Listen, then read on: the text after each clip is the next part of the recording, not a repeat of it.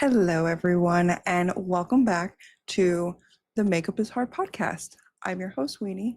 Welcome back. Thanks for being here. Today, we're going to be talking about the hair industry. The hair industry has a plethora of its own problems, especially behind the chair. I spent a couple of years behind the chair. I went to cosmetology school at night in the middle of my makeup career because I wanted to be a little bit more multifaceted. And because I decided to take a step back from the film industry, I went back into fashion and then went to cosmetology school at night.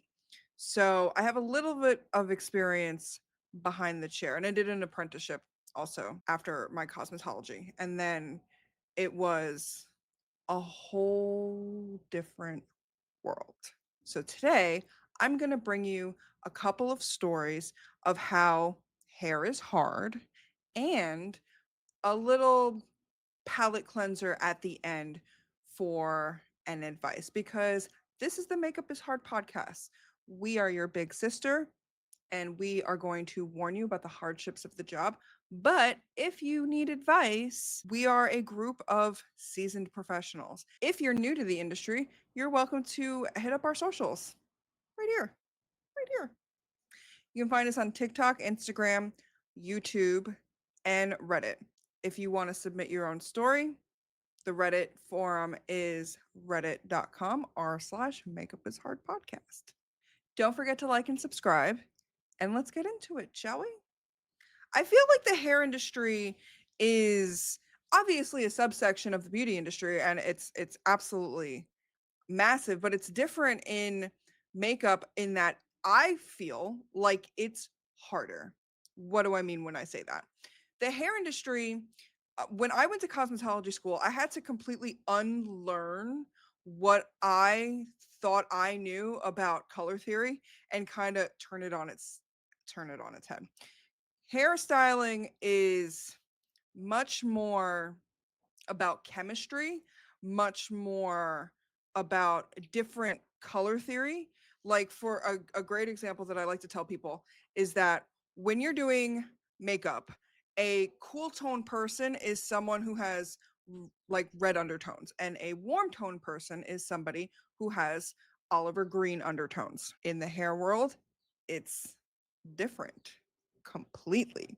Warm undertones are red and orange, and cool undertones are green. So there's a lot more chemistry. I like to equate the hair industry with special effects makeup. There's much more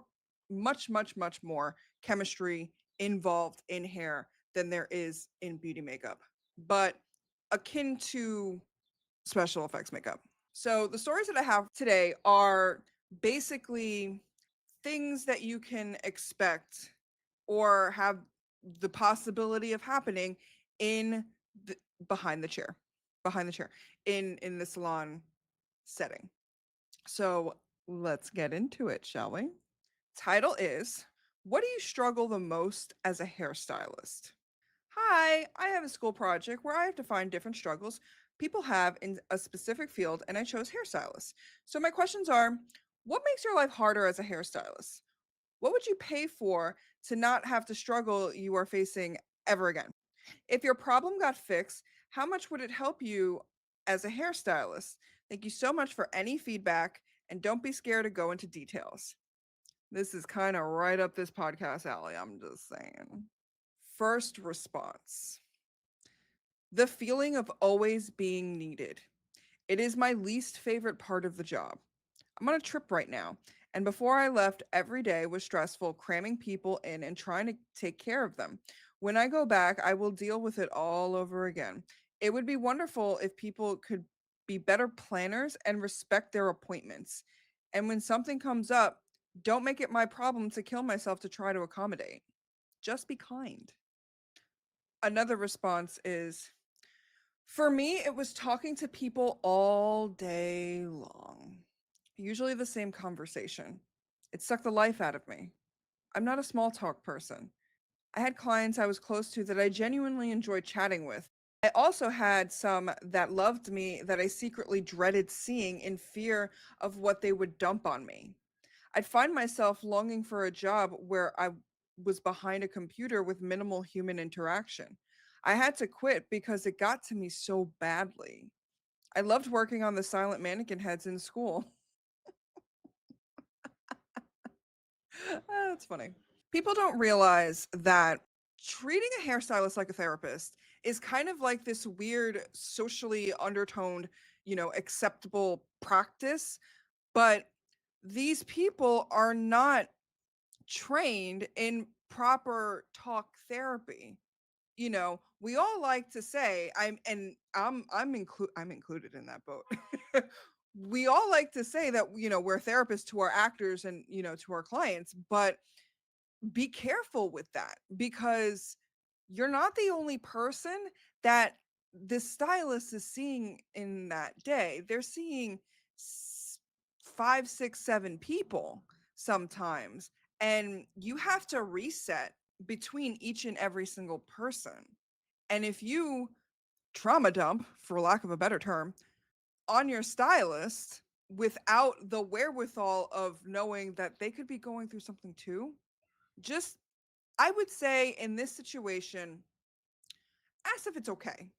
Ask if it's okay, because trauma dumping is a lot and it has the potential to not be well received at the time. And you want to have your whole interaction be consented. You can't just sit in a chair and then you can with some stylists, especially if you've known them for a long time. But I feel like a good practice to kind of get into is being like, can I just trauma dump for a second? And it only has to be that. And they'll tell you yes or no. And it you leave it there. Man, I've had a really hard day. I don't have the bandwidth right now to receive that. Is that okay? There's nothing wrong with saying that. There's nothing wrong with saying that. So let's just get into a little bit of a habit of asking for consent. And I'm sure that those wonderful people behind the chair that are trying to make you look and feel your best will thank you for it. Another response. Taking someone's idea and making it a reality while taking into account what's physically possible and aesthetically pleasing. Having to explain to someone that they can't have what they want because of any number of reasons is difficult. Good stylists know how to pivot and give options so clients are still happy. Cutting hair is math, color is chemistry and color theory. Hairstyling is experience and art where your canvas can talk back and tell you whether you're the best or the worst. It can be very high stress, but high reward. When everything goes well and you can express yourself artistically and make someone feel more like themselves than they've ever felt, you are magic. For sure. For sure. There's definitely the makeup equivalent to this. Just when people are happy, you're over the moon. You're over the moon. And it's just like it's an incredible feeling. And part of why we love what we do. Point blank period. Point blank period. Another response. The uncertainty. I can't truly budget because my paychecks are inconsistent. If I don't work, I don't get paid. So illness, weather, and fickle clients cause me to miss out on being paid. You always have to be on when you're working. Nobody wants a sad, boring, or anxious stylist. So if you're having a bad day and you're all booked up, then too bad. Put a happy face on and do excellent work, or they won't come back. The toll it takes on your mental and physical health is an issue. For most stylists who've done this long term, sciatica, carpal tunnel, varicose veins, plantar fasciitis, so our careers often get cut short when our body gives out. This is also true for makeup. 100%. Carpal tunnel, you're working with your hands. It's 100%. Sciatica, I have sciatica. I have sciatica. I did have the beginnings of carpal tunnel, but then I left the hair industry, so it kind of, alleviated itself. Plantar fasciitis, I've had that multiple times. Um, it's physically extremely demanding. Extremely demanding. Both hair and makeup. It's I cannot tell you that enough. Work out, walk, take care of your body. Take care of your body. Because if it gives out, you're not making your money. You're not catching that back. Another response. Having to deal with clients that unexpectedly pass away or seeing clients decline due to old age or illness. Nobody prepares you for that. No, they don't. I've been fortunate enough that I don't think that that's ever happened to me. I don't think I've ever worked on an actor who's passed away. Um, but hairstylists deal with that daily. And that has to be so excruciatingly hard. I can't even imagine. I can't even imagine. Somebody also saying the trauma dumping. Another response for me was the lack of personal space. As a stylist, you're in somebody's personal space 99% of the time. I became fiercely protective of my personal space to the point I was starting to isolate myself at home because I didn't want to risk someone getting close that violated my ever growing need for space. And going out where there are large crowds like festivals or bars or anything like that, forget it. Tons of upvotes on that. That's didn't even think of that. Didn't even think of that. That's really interesting. So I'm going there's so many amazing response. I'm going to link this post down in the description of the YouTube video because I think it all is all pertinent, it's all relevant, and it's very good for people that are coming and breaking into the industry to be mindful of all of these things from these, professionals that have been doing it for many, many, many years. This next story comes from our subreddit, Makeup is Hard Podcast, r/Makeup is Hard Podcast. It is 1 month old and it is titled Hair is Hard Too. My story is more about hair than makeup, but I think it applies. It also goes back to when I was in hair school. I know most horror stories are on the job, but the schooling isn't easy to get through either. I was also diagnosed with cancer while attending school and underwent treatment. I knew it would be difficult physically, but didn't expect the level of underhanded shaming that it inevitably brought. Nothing major, just little digs if I wasn't able to stand for the full 5 hours, or lowered my mannequin and sat, since chemo made me ridiculously weak. Being penalized in front of others for being late with worksheets when I took a few days off to recover from surgery. For an industry that's based around beauty, it's sure filled with a lot of ugly people. And I mean that as ugly on the inside. Breaking into the salon world was just as crappy. The other stylists were fine, but a customer will take one look at you and assume that you don't know what you're doing. One woman barged in one day wanting a blowout immediately, but her regular stylist was with a customer, so she reluctantly sat in my chair. As I'm drying her hair, she's constantly turning around to look and see if her stylist was available and then complaining that I pulled her hair. Stop moving and it won't happen. Finally, I noticed that the other stylist was done and just told her, get out of my chair and just go to her. I'm done. But I left this industry pretty quickly, so I didn't have time to rack up any more horror stories. Doing taxes was way easier, and the people were way more appreciative of that service. Top comment says, wow, I can't imagine all you went through with your treatments and then to go to your school and not get accommodations or support. I like that you said for an industry that's based out around beauty, it's sure filled with a lot of ugly people because it's so true. People are so greedy, selfish, and just plain ugly. Thanks for sharing your story. Indeed, indeed. That is extremely, extremely hard. Like schools need to be more accommodating. My school experience was also a little unique. Not unique in this story's sense, but unique in the sense that I was already a working professional. I was going to set at 7 a.m. assisting fashion makeup artists and doing all of the things and then driving to like 2 hours away to go to night class, and I was constantly constantly penalized because of it. And I was like, I'm a working professional. What do you want me to do? I can't not work. And like I understand that I'm a few minutes late, but like I was getting penalized for that. And at the end of the school, you know, at graduation, they handed me a invoice of saying you need to pay us this amount of money or you won't graduate because you were late more than the allotted amount.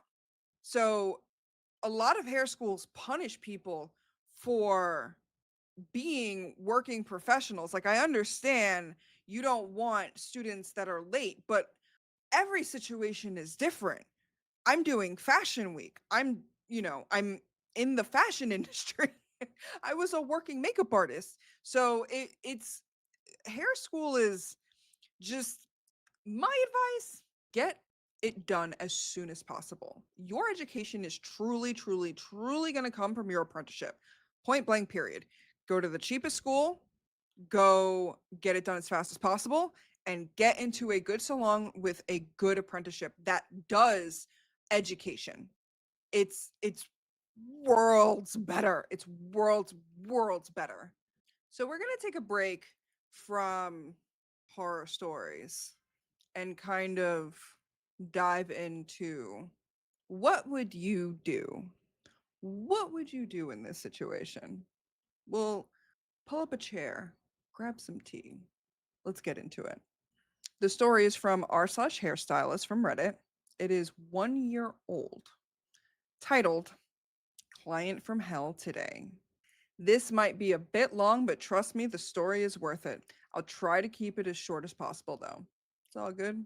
We love a good story. So I had a lady book a haircut today, only a haircut. I did the whole haircut and blow dried and everything. That's when she decided she wanted to do color. Kind of annoying, but it was fine since I didn't have any other clients. She was pretty much relying on me to choose what color to do on her hair. Red flag number one. I wasn't sure because she was also being picky at the same time. I grabbed my manager so we could come up with a game plan, which ended up being alternating highlights and lowlights. She had mentioned she was from West Virginia, and I asked why she was here, Indiana, and if she had family here. She said no, her boyfriend lives here. She ended up telling me that the boyfriend is married and she drives here on the weekends to sneak into his house at night. His wife works the night shift. Mid service, Steven, we'll call him Steven, the married guy, texts her and says he's at the mall down the street with his son. So she plans to go run into him so she can meet his son. This caused her to be in a rush, of course. By the time I had to rinse out her toner, I could tell she was annoyed with pretty much telling me that it was taking too long. I laughed it off and said, "Beauty takes time." Her phone was right in front of my face at the shampoo bowl, and I saw her texting her friend talking so much shit about me. Quote, "My stylist sucks. I can't even meet Steven now because she's so slow. I could punch this girl in the face." I was getting so livid, but I kept my cool. We got back to the chair and she was complaining about everything. How she's been at the salon forever.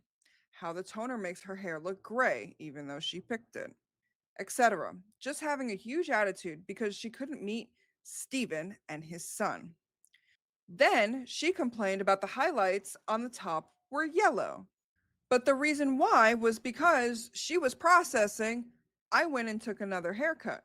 She continually asked me if she's done, and I told her that the last foil is still orange and that I will wash her as soon as it's ready. 5 minutes later, she ended up telling my coworker to wash her hair out.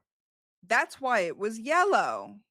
Anyway, after dealing with her horrible attitude for long enough, I snapped and confronted her about insulting me on text to her friends and wanting to, quote, punch me. Her best response was a few seconds of silence before saying, "Don't look at my phone then." I told I'm sorry. So, that's that's crazy. I told her it's right in front of my face and I see texts about me at first glance. So of course I'm going to look. Even though she was nice at first, I didn't like this lady. As soon as she told me about her being a guy's mistress, I was nice to her anyways, obviously. But my mom just told me that she's just a bad person all around. Wow. Wow. What do I have to say about that? People like hairstylists are not doctors. They're not doctors. They're not like pledging a Hippocratic oath. You know, they're they're only human. They are open to judge you if you make, you know, questionable decisions. But she at least finished the service. Don't like I can't even imagine have like being in foils and going and telling somebody else while you're processing, "Hey, rinse me out," without even knowing what color are in that foil. And then having the audacity to complain that the color isn't right. Like, are you mad? Are you mad? What are we doing here? What are we doing here? Like, hair takes time to process. And when you're doing the hair here has processed for 20 minutes, where once you get up here, it's processed for 30 seconds. It's a process. It is a process. You have to sit for said process, unless the wrong color is going to come out in the foil and the toner is going to either not be able to tone the color that came out of the foil or just be mud. Just be mud.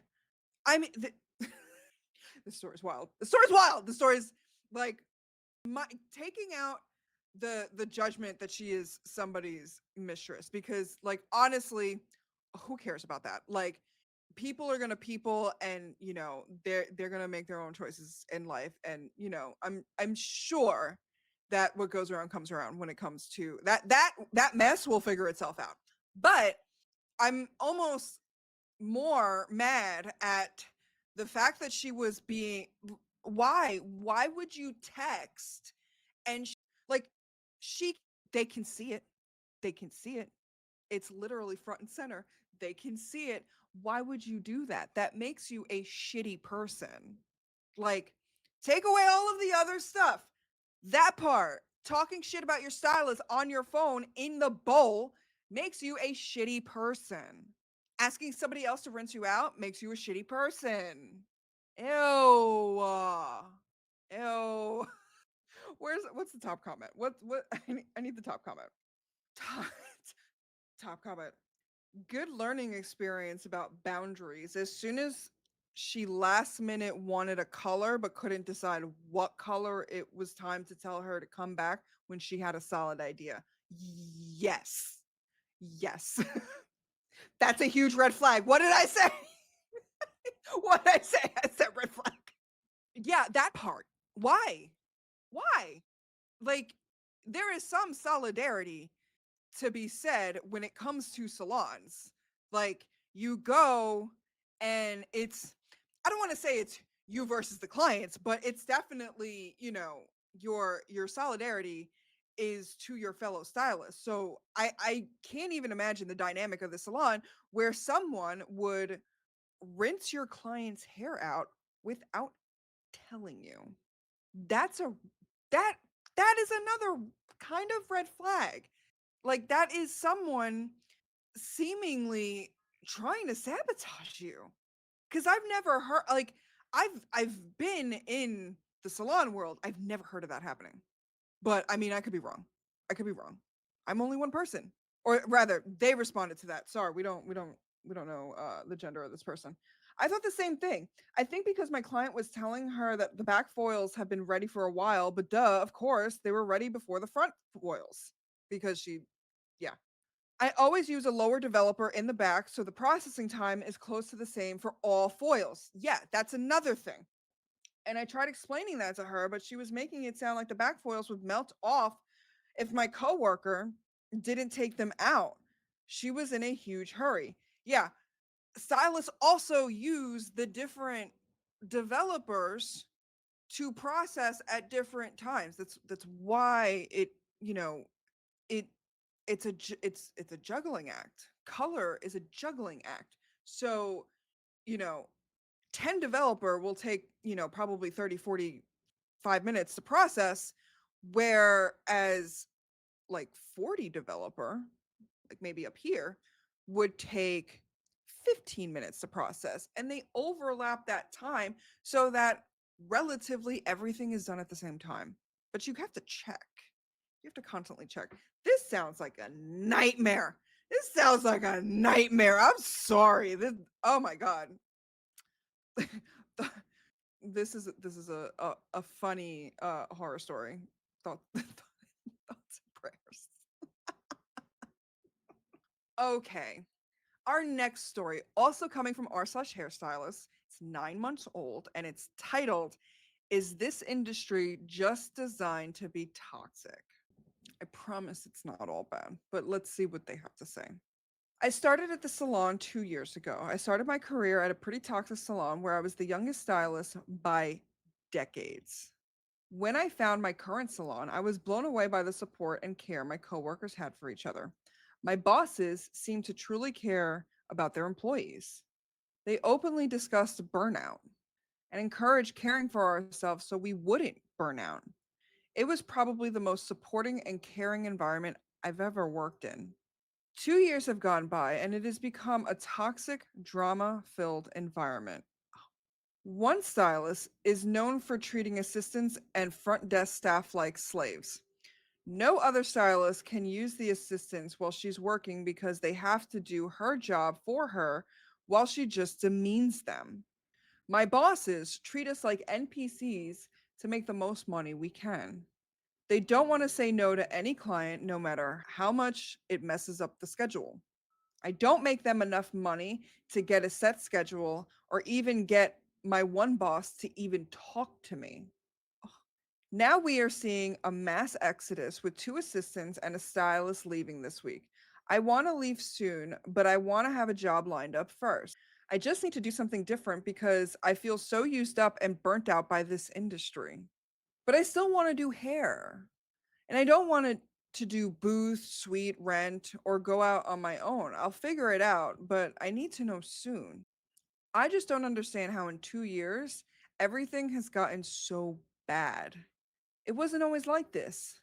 It really started this past year, but I don't know what changed. I think it might be the company getting very successful and that success going to the owner's head. I'm just so sad. Is this industry just so toxic that no place will be okay to work? I don't want to throw away all of my hard work, but I don't want to do hair anymore because of this. Why can't this industry have supportive environments? I promise you they exist. You just have to keep looking. I promise you that they exist. I was in completely different context. I was on a TV show that was extremely, extremely toxic. Full stop. And I met some of the most beautiful, wonderful people that were not part of management on that show. And they would tell me stories of other TV shows that were run like chef's kiss. You just have to find your village and keep looking and be able to walk away when even at the slightest bit of red flag, even if it's, a little bit of a beige flag, being like, I don't know, this could escalate. I don't want this to escalate. So I'm going to start looking and just get to a point where, you don't have to think that way anymore because it's a non-starter, it's a non-issue. Salons are a dime a dozen. You will find one that fits you and your vibe. I promise that. I promise you that. But yes, this is why this podcast exists. This industry can be toxic. But we love what we do. You just have to rise above the toxicity and keep it pushing. Top comment on this one. I don't want to pile on the negativity about traditional salons, but in my experience, these environments never really change. I'm certain that there are supportive, educated, and uplifting spaces out there for hairstylists to work with and alongside one another. I just never worked in one. I never really escaped the drama nonsense until I went out on my own. Now, my best friend and I own a small salon, 2 chairs, and we are so boring. It's fucking amazing. We just make money and love our jobs and working together. Nasty people don't often change. If you aren't able to flourish where you are now, try another salon. I guarantee you that wherever you are, it's not the only game in town. I used to let my salon owner make me cry, and I'll tell you, it never made me a better hairstylist. Hang in there. I still know plenty of bomb ass hairdressers who support one another. You just have to find your people. Yes, 1,000%. Yes, you just have to find your people. And if you really can't make it work, branch out on your own. That's what I did. That's what I did. I couldn't deal with the bullying. I didn't have the luxury of getting on another show because the job market was so scarce. That's fine. That's fine. So what did I do? I went back to being my own boss and I started this podcast and another YouTube channel. Links in the description if you like gaming and makeup design. It's an amazing channel, but I'm biased. But yeah, I started 2 YouTube channels and here we are. Here we are. Go back to being your own boss if you really can't find your tribe. But I promise you, it you can find your people. In this stylist's case, it's their best friend. Love that. Love that for them. Love that. Even if it's one other person. Like, it can happen. The next top comment. Unfortunately, the job can be very toxic no matter the salon, and a lot of it's due to burnout and just the high stress and demand put on us in always changing environments. It doesn't help that social media has changed the game every couple of months with made up hairstyles and Photoshop hair colors. The never ending need for continuing education that never keeps up with the trends, and clients' inability to understand that we too are people and we don't live only to do hair.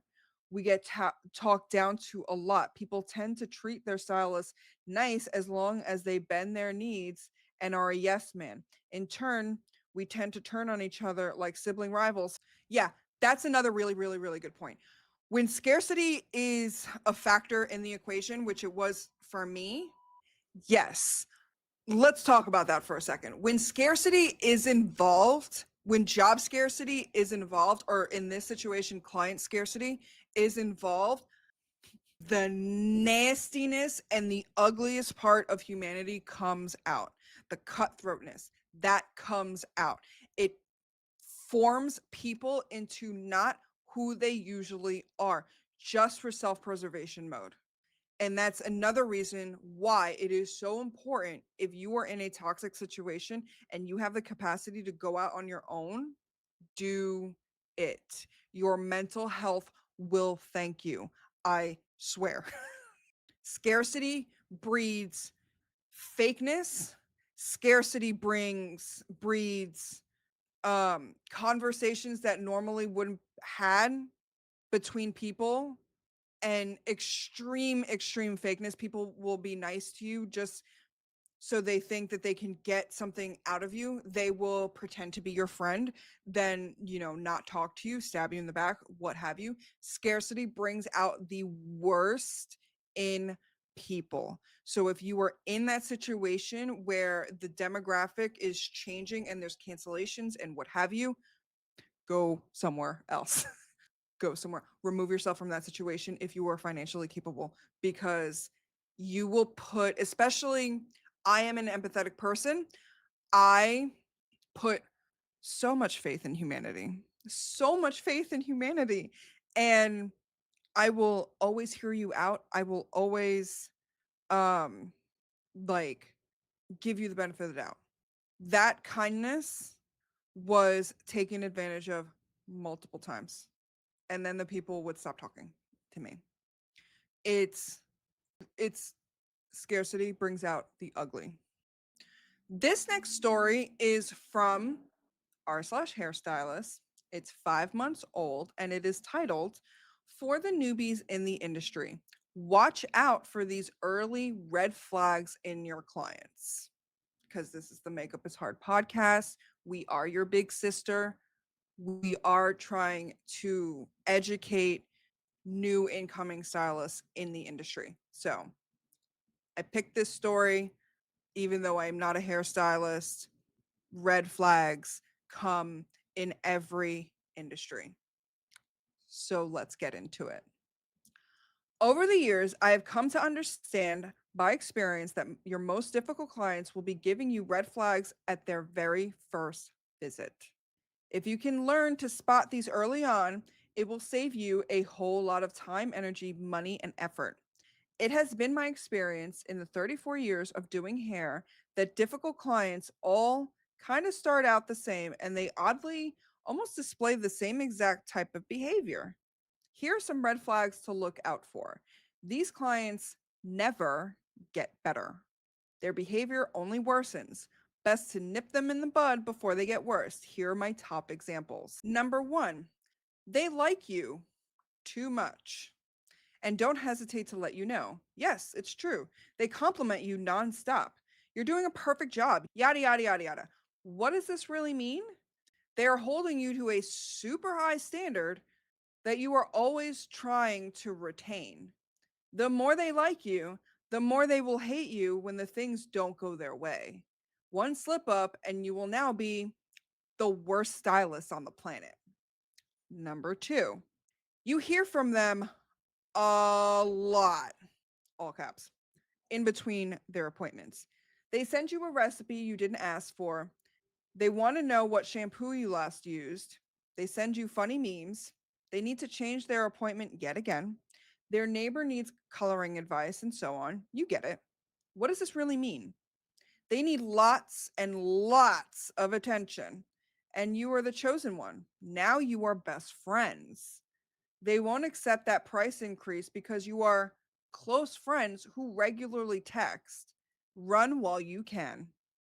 Number three, they are late to their very first appointment with you. No biggie, right? It's only 5 minutes. Nope. If you don't nip this in the bud the very first time, they will continue to be late for every visit, gradually increasing the lateness as they get more comfortable with you. These people will never respect your time. Let them go. The salon hopper.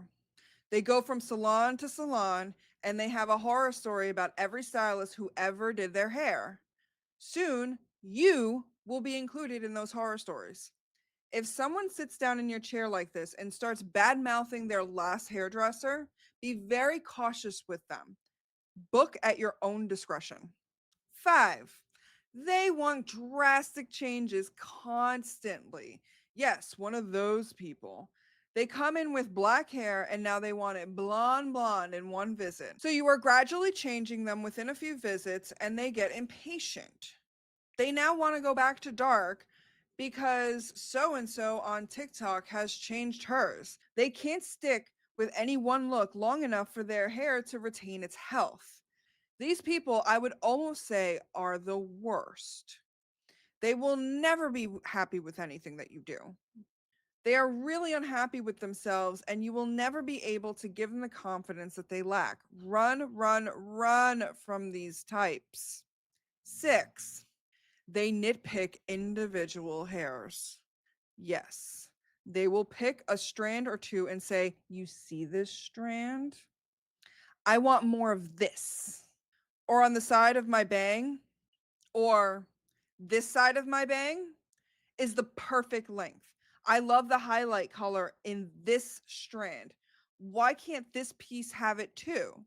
Usually these types will text or call and want to be worked back in to fix a strand of hair or cover a highlight.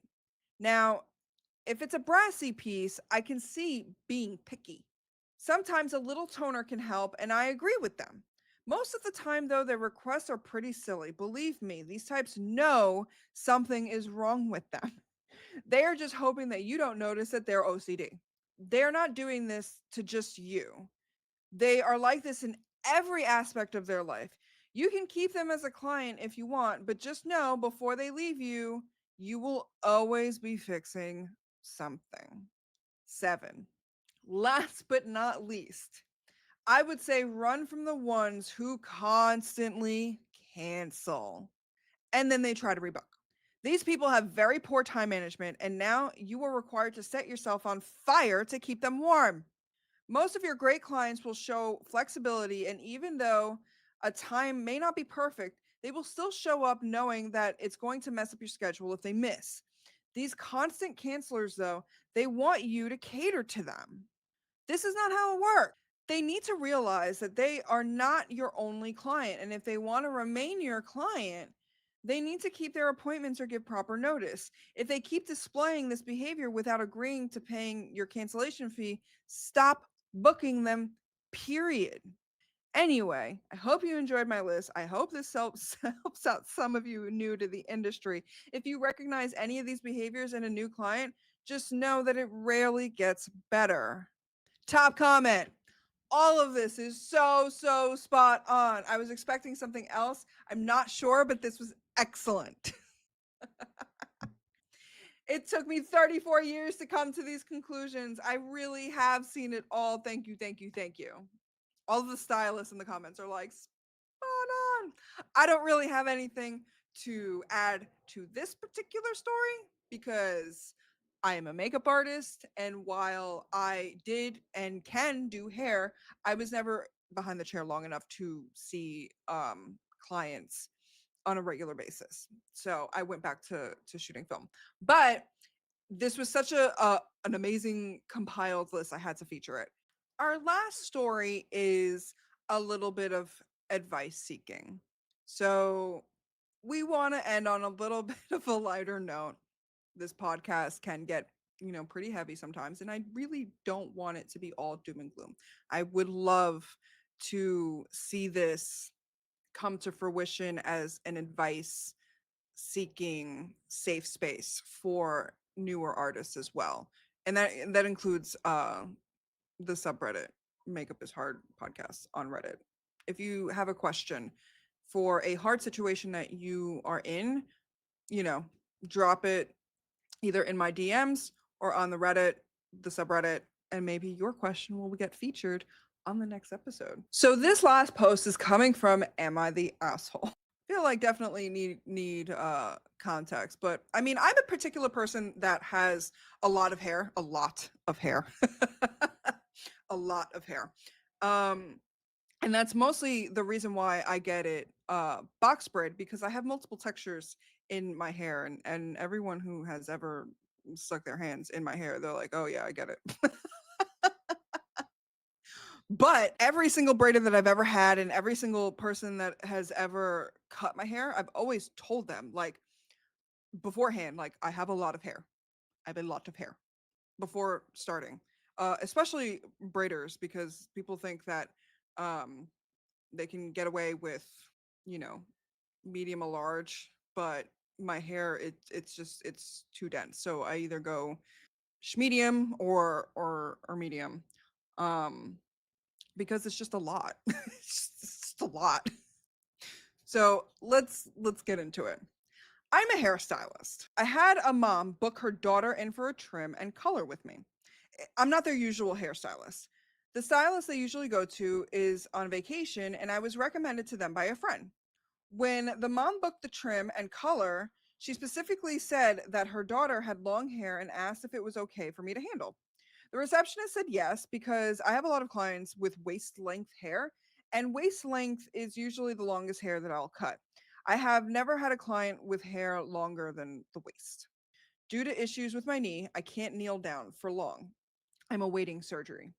When they turned up for the appointment, the daughter had her hair up in a bun, so I couldn't see the full length of her hair. The mom thanked me for being able to fit her daughter in and said that when her usual stylist isn't available, it can be difficult to get her daughter an appointment due to her hair length.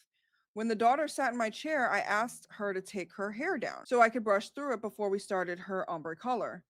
When she took her hair down, I noticed it was much longer than I expected.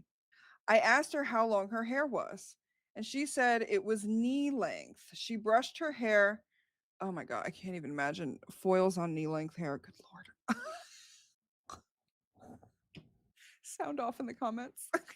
She brushed her hair back so that it was all going the back of the chair, and it was well past the length I was comfortable cutting at. I would have to kneel down to color it and to cut her hair. I waved the mom over as I told the daughter to take off the gown. I apologized to the mom and told her that I wouldn't be able to cut her daughter's hair due to its length. I explained that it was too long for me to cut as I could not kneel down to be able to cut her hair. Understandably, the mom was upset that I was refusing to cut her daughter's hair. She demanded the booking fee back. I informed her that the £50 booking fee was non refundable, and she would have been told this at the time of booking. She then demanded to speak to the manager of the salon. I told her that I would get her the owner. The owner of the salon did refund her the money. She told me that I shouldn't have taken the booking if I couldn't cut hair that long. I told her that the length of the hair was never specified to me. The receptionist was just told long, and long hair in our area is usually no longer than waist length.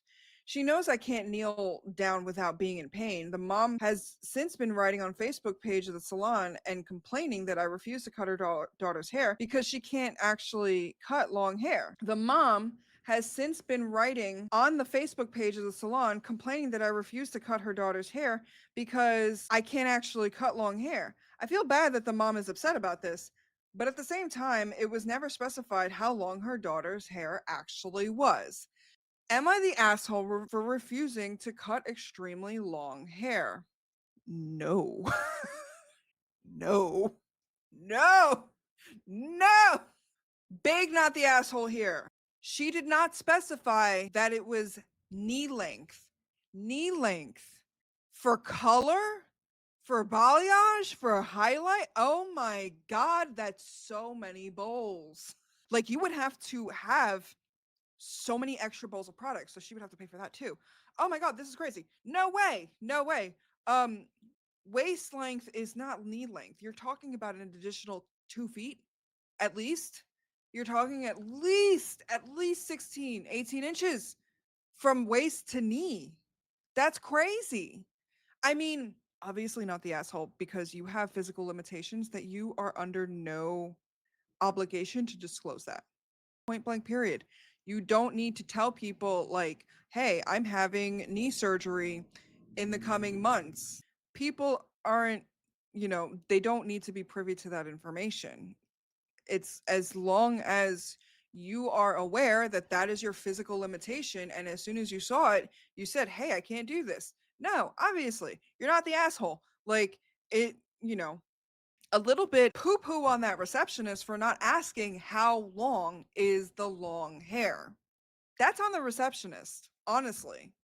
I think, in my opinion. But sound off in the comments what you think about this, because is it the fault of the receptionist, or is it the fault of the mom for not being open and disclosing the length of her daughter's hair? Because again, waist, not knee. And I would say knee length hair is almost down to the pedal of the hair chair. That's you getting on the floor. That's you getting on your knees. No. No. Obviously she's going to want to keep it that, she's not doing like a shoulder length cut and then you're going in for color. Like, no, it seems like this child is keeping in the long family. Like, it doesn't sound like knee length hair. You want to stay in the long family. Like, you don't see that often knee length hair wanting to, become like a bob. So no, no, not the answer. Not not the asshole, but let's see what the comments say. Top comment. Not the asshole for not cutting the hair, but the asshole for no refund. I would be pretty mad about that. Um she what the OP was like, the mom was refunded. The OP doesn't have a say in the salon's policy. Oh, there's a little bit of arguing in the comments. Hold on, wait. Somebody else says, regardless, the way OP handled it wasn't appropriate. She should have immediately gotten the manager as opposed to trying to tell the mom that she was out $50 for something because of policy. I could see that. I could see that. Just just automatically defaulting to management because it's over your head, outside of being like it's the policy of the salon that, deposits are non-refundable. But I don't see how just saying that is that bad. Again, let me know in the comments. I don't know. This one's a little. Somebody else said, yeah, it was a very bad idea to quote the policy. Had she called over the manager and facilitated a refund along with the apology from the start, I doubt this would have blown up. The OP is the asshole for handling the situation badly, but not the asshole for not wanting to cut the hair. So that seems to be like the general consensus. Just they should have defaulted to management as soon as the client asks, well, am I going to get a refund because you're not doing the service. So that's everything that we have for you today. Big ups to my hair people. They go through so much. It's a very similar industry with makeup as far as like the physical difficulties of it and the emotional difficulties of it. If you know a hairstylist, send them this episode. We are not only makeup, we are makeup, hair, special effects, fashion, styling, costumes, all of it. My gift to the future industry people is this podcast, to be your big sister and let you know that the job is hard, but we love it. And we want to do it for as long as humanly possible. Having said that, my name is Weenie. This is the Makeup is Hard podcast. Again, don't forget to like and subscribe. We're on all of these platforms. We are also on Reddit if you want to drop a story or you need some advice. r/Makeup is Hard podcast on Reddit. Again, my name is Weenie. Please take care of each other and understand that it doesn't have to be toxic. We can all exist in this space and support each other. I will see you in the next episode. Take care. Ice in my veins, I've been driving this train.